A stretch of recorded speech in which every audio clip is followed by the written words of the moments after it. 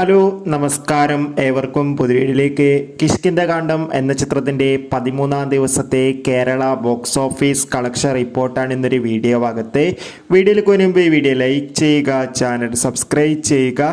ഈ വരുന്ന September October മാസം ധാരാളം ചിത്രങ്ങൾ OTT റിലീസ് ചെയ്യുന്നു. ചാനൽ പരിശോധിച്ചാൽ നിങ്ങൾക്ക് കാണാം.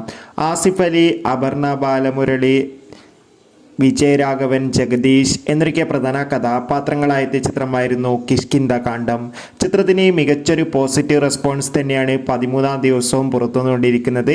അതുകൊണ്ട് തന്നെ എല്ലാ സിനിമാ പ്രേമികളും ഒരേപോലെ ചിത്രത്തിൻ്റെ കളക്ഷൻ റിപ്പോർട്ടും അറിയാൻ വേണ്ടി കാത്തിരിക്കുകയായിരുന്നു. ചിത്രത്തിന് അതിഗംഭീരമായ ബുക്കിംഗ് തന്നെയാണ് 13-ാം ദിവസം നടക്കുന്നത്.